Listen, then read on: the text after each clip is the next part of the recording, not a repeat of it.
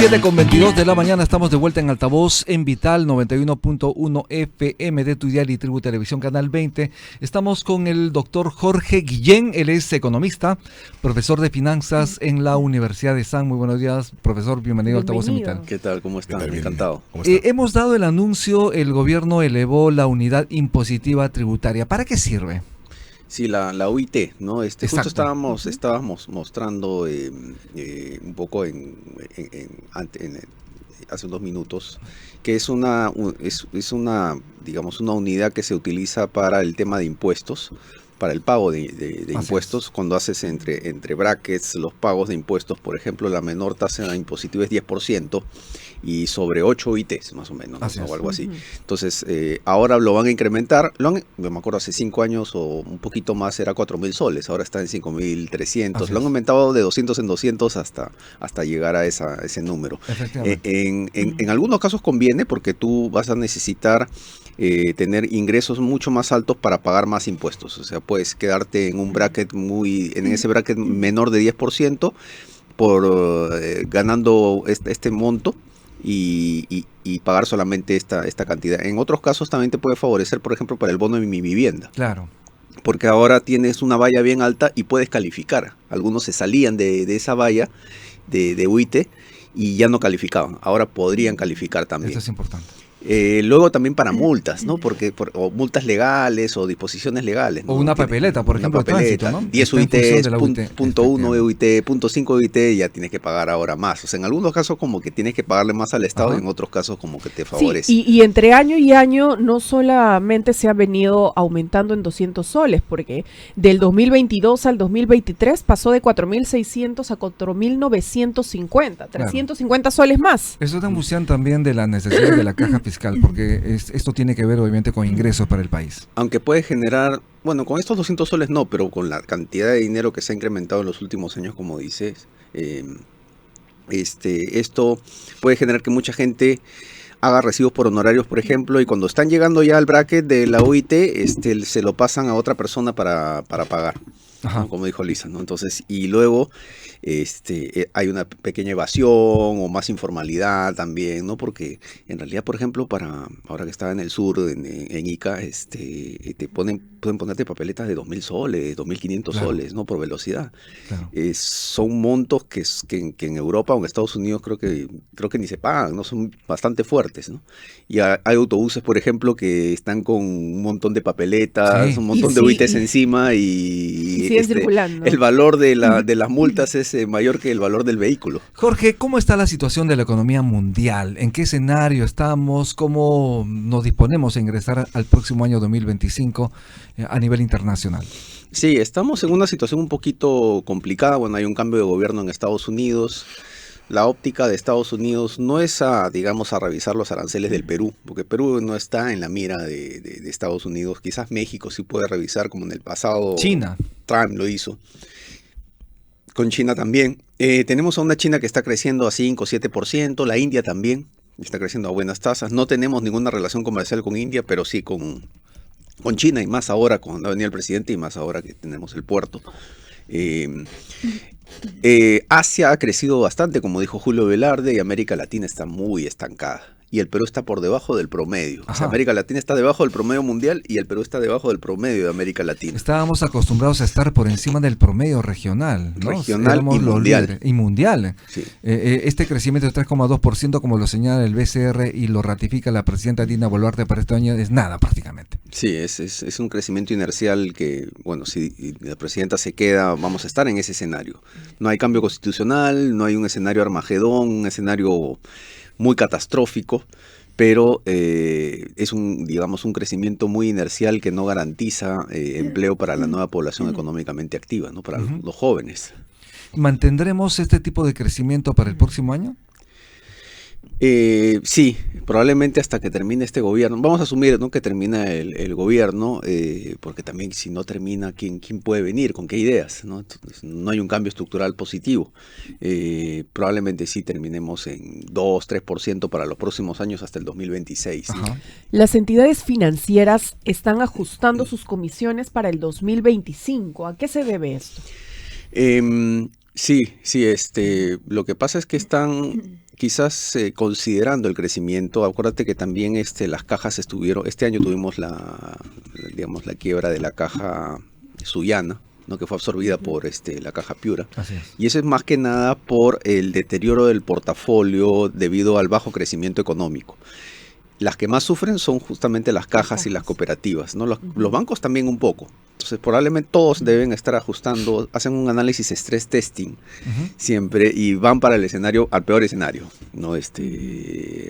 Con la peor inflación, devaluación y crecimiento. Y sobre ello tratan de ajustarse porque no trabajan sobre escenarios muy optimistas porque al final se pueden sobreendeudar, ¿no? Estaríamos hablando en este caso del BCP, del Banco Falabella y de la financiera O. Sin embargo, el Congreso de la República está proponiendo eliminar el cobro de las comisiones por transferencias interbancarias. Esto es necesario, ¿no? Porque al fin y al cabo los usuarios pagábamos pato, ¿no? Tenemos que Sí. pagar mucho por enviar tu dinero, tu propio dinero. En otros países Por darles su propio dinero para que ellos Así lo es. trabajen. Sí, en otros países no hay estos cobros, pero lo que pasa es que hay una cámara de compensación también, que al final del día hay un banco X con otro Y que tiene en soles o dólares, que uno puede tener superávit, otro puede tener déficit en soles o dólares, y esta cámara hace las compensaciones debidas o le presta dinero por 24 horas, etcétera, con una tasa de interés bajísima, ¿no? Para hacer la compensación de liquidez entre una y otra. Hay gente que está trabajando, entonces hay un costo hundido. Y ahora, ¿para dónde lo va a patear el banco? Lo va a tener que patear para otro lado, porque ese costo igualito lo tiene que Eso le iba a igual te lo va preguntar. cobrar, ¿no? Aún así, justo iba a mencionar eso, aún así elimine esta propuesta del Congreso, el banco va a ver la manera de cobrarte esa comisión. por otro lado, o en otro producto. En otro concepto o con otro Porque producto. para tarjeta de crédito no es, o sea, cuando uno paga de un banco a otro banco en una tarjeta, te cobran una comisión. Claro. Ahí no está exento. Y también entre cooperativa banco o entre caja y banco, tampoco está esa Aaron Salomón. ¿Por qué tenemos tan pocos bancos en el país? ¿Tan difícil es que ingresen nuevas entidades financieras, bancarias? Sí, es un mercado muy concentrado, digamos, es un mercado muy pequeño, ¿no? Gente que gana unos buenos ingresos formales son muy pocos, ¿no? Entonces eso se llama economías de escala, microeconomía. Entonces por ese efecto no viene un banco nuevo, igual con el AFP, no viene una AFP nueva. Se tendrían que depredar entre personas que ganen un sueldo por encima de varias remuneraciones mínimas vitales y sea formal en quinta categoría, claro, o empresario. Entonces, es por ello. Por ejemplo, el cantante cuando viene acá a Perú no hace mucho dinero, pero cuando se va a México, a Estados Unidos, ahí se hace mucho dinero. Van a buscar otros mercados, ¿no? Incluso los europeos se van a Estados Unidos. Aquí no vienen, no hay mucho incentivo, son cuatro. No es incentivo. Son cuatro, es un oligopolio, ¿no? Pero ¿es porque hay bloqueo, burocracia o porque simplemente no es rentable como negocio? No es rentable por la cantidad de público que tenemos, ¿no? Claro. Entonces tenemos por ello esos 4 bancos que dominan todo, o 3.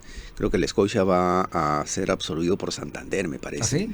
Eso es lo que... Lo que se está incluso el escuchando, Credit Scotia ya ¿no? fue comprado por Que Santander. Scotia ya lo fue comprado Sí, por Santander. entonces, Absorber todo, sí. Es un oligopolio. Así es. Vamos a hacer una breve pausa, doctor Jorge Guillén. Estamos en Altavoz en Vital, también en Tribu Televisión Canal 20. Ya regresamos. Ya volvemos.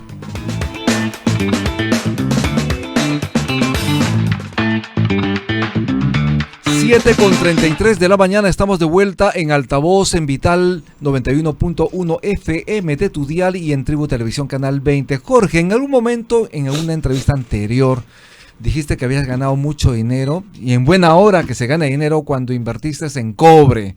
¿Cuáles son las perspectivas de inversión para las personas en el país? ¿Qué es lo que se viene a futuro respecto a inversión? Sí, no voy a hacer que afuera estén persiguiendo.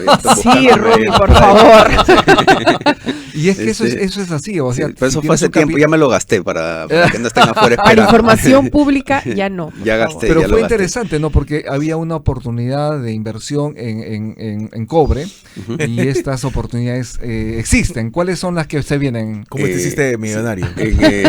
Sí, fue un 150% en la época de pandemia, en cobre y en petróleo, en oro. También en esa época estaba Tesla, estaban los streaming que aparecían, que era Disney, Netflix. Y ahora por el tema de la guerra ruso-ucraniana y digamos cómo está la situación a nivel mundial, Los apetitos por renta variable no son digamos, muy buenos. Ok. Hay opciones, por ejemplo, en agua, que se cotiza en bolsa de valores, que a largo plazo el agua es escasa y va a incrementar su rentabilidad. Uno puede invertir en agua. En cajas no te están dando mucho, porque ahora el Banco Central está bajando las tasas de referencia, van a bajar más, así que podría decir ahorita, el día de hoy, puede ir la gente a abrir su depósito a plazo y que le den 4 o 5% y suficiente. Ya. ¿No? Pero van a seguir bajando más. Y luego hay empresas que dan factoring, descuentos de letras, ¿no? Que dan 5 o 6% en soles y no hay mucho más de momento. Ajá.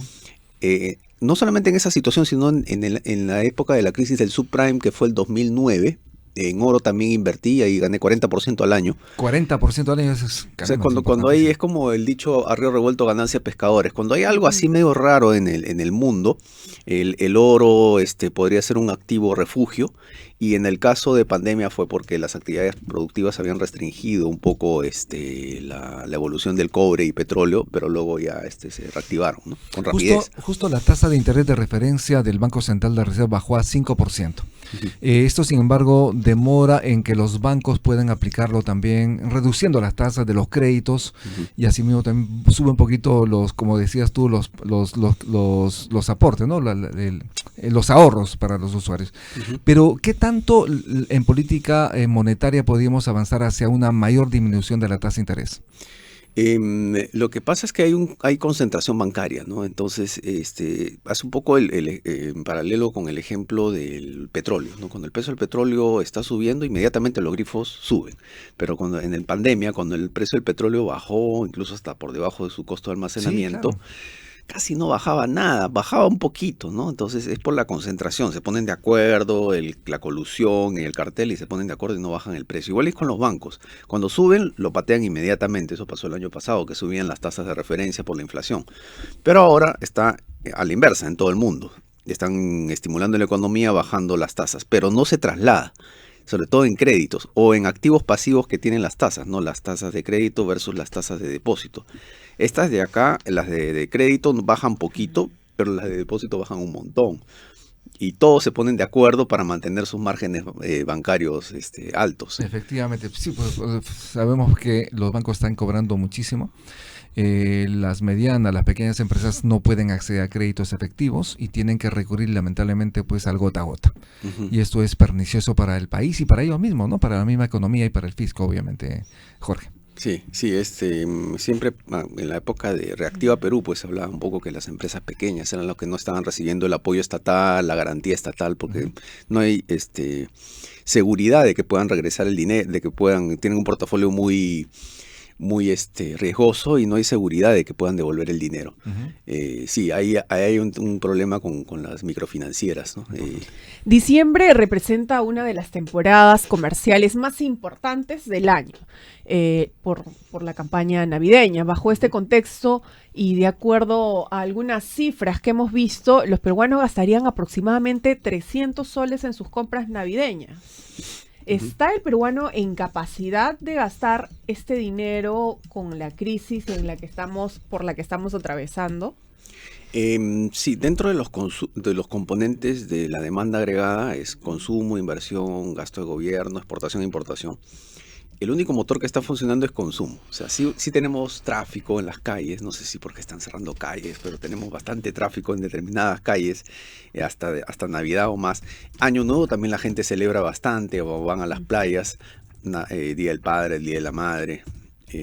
Sí hay ese componente consumo que es parte del acompañado por el crecimiento inercial, ¿no? De 2 o 3%. En algunos casos podría ser un poco ayudado por las tarjetas de crédito también, ¿no? Pero nos falta, eso es insostenible a largo plazo. Estamos hablando ¿no? entonces de un endeudamiento por fin de año. Claro, a largo plazo no podemos tener una situación así. Necesitamos más inversión, ¿no? En realidad el puerto de Chancay ha ayudado por el componente de inversión privada, que es un 80% de la total. Pero nos hemos quedado chicos. En el pasado con Chancay era suficiente, en el 2009, 2010, pero ahora la economía es tan grande que nos falta 2 o 3 Chancay más para que se pueda crecer a tasas importantes. Cambiando de tema, ¿tú estás a favor o en contra del aumento del sueldo mínimo? Yo estoy en contra porque se han dado varios, digamos, incrementos de sueldo y los incrementos de sueldo deberían estar más o menos de la mano con incrementos de productividad. Exacto. ¿No? Después de pandemia la productividad se ha deteriorado y no vale la pena, digamos, todavía está más bien estás perjudicando la inversión, aparte de la inseguridad ciudadana. Tiene sobrecostos laborales y no está reactivando el sector empresarial, ¿no? El sector de ¿A inversión. cuántos beneficiaría este aumento de sueldo mínimo? Leí que era 300.000 aproximadamente. No, es solamente la gente que está ganando el sueldo mínimo, porque la gente que está por encima no le suben el sueldo en la misma proporción, se quedan igual. Y en muchos casos pasan a la informalidad algunas empresas, ¿no? Por la capacidad del gasto. Porque son al final 14 sueldos, ¿no? Que pagan, o sea, sumando gratificaciones, ¿no? Claro. Entonces no está beneficiando y lo contrario, en el análisis costo-beneficio está perjudicando más al sector empresarial. ¿Qué condiciones deberían darse entonces para el incremento del sueldo mínimo? Ver un poco la productividad y ver un poco el crecimiento económico. O sea, no estamos creciendo, si estuviéramos creciendo a 6, 7%, de repente sí podría valer la pena porque probablemente la productividad del trabajador se ha incrementado. Claro que sí. Y además también la inflación, ¿no? Habría que considerar ese tema que es importante, ¿no? Ese factor, la inflación. Sí, bueno, ahí si lo ves desde otra óptica como consumidor, los precios se han incrementado, ya no se incrementan más, pero se han quedado altos. Exacto. Y los salarios han quedado estancados, ¿no? Ese es el tema, ¿no? Julio Velarde ha señalado que ya hemos derrotado la inflación, lo ha ratificado también la presidenta Dina Boluarte. ¿Es así? Sí, se ha desacelerado, como decían, los precios han quedado altos, pero se ha desacelerado y es a nivel mundial. Han aplicado políticas de estímulo muy fuertes, de retiros de estímulos a nivel monetario, tanto en Estados Unidos, en Perú y a nivel mundial. Y ya a nivel mundial ya la inflación se ha retrocedido. Ahora el problema a nivel mundial es el crecimiento económico. Importante. Jorge, las recomendaciones, 5 recomendaciones para cómo revertir la situación en la que estamos y mejorar el crecimiento del país que tanto queremos para generar empleo también que los peruanos demandan. Sí, esas son las condiciones, digamos, de darle las condiciones de inversión privada, ¿no? Para que se acelere mucho más y la seguridad ciudadana, ¿no? Porque ahí los más golpeados no solamente son las microempresas o los conos, ¿no? Que también son emprendedores, Claro. sino también la inversión en general, ¿no? De americanos o de europeos, ¿no? Entonces, dar las condiciones adecuadas en tramitología, de manera impositiva, tributaria y también en lo que es seguridad, ¿no? Eso es importante. Muy bien, gracias Jorge Guillén por estar en Altavoz en Vital, pero antes de irnos también las recomendaciones para las amas de casa, para los peruanos a pie que quieren llegar a fin de año, al menos que quieren llegar al mes, estamos en Navidad y Año Nuevo, ¿cuáles son las recomendaciones del economista, del experto en finanzas? Sí, bueno, probablemente este año que venga va a ser muy parecido, ¿no? Al 24, hasta el 26 vamos a estar ¿Y por qué? ¿Por los metales? algo así. Más que nada por digamos, el aspecto de gobierno, ¿no? Digamos, el rol que está teniendo el gobierno en la parte de planeamiento estratégico, ¿no? Con los actores del Ejecutivo, porque lo que estamos viendo siempre es con un Congreso que es el que dictamina todo y el Ejecutivo solamente acata, ¿no? Cuando debería ser al revés, ¿no? Que es desde el Ejecutivo al Congreso y el Congreso revisar la parte legal nada más, porque el Congreso no tiene una oficina técnica independiente. Claro. Entonces, sí, al público el dólar no va a subir mucho, va a mantener su volatilidad y digamos los ingresos van a estar más o menos a similar crecimiento del 2024. Importante ahorrar en todo caso. Sí, Muy necesario. También, sí. Cuando se pueda. Y comprar cobre. Sí. Bien, muchísimas gracias. Estuvimos con Jorge Guillén, él es economista, profesor de finanzas de la Universidad ESAN. Gracias por estar en Altavoz en Vital. Gracias a ustedes. Bien, no tenemos tiempo para más, vamos a hacer una breve pausa, 7:44 de la mañana y regresamos en breve. Ya volvemos.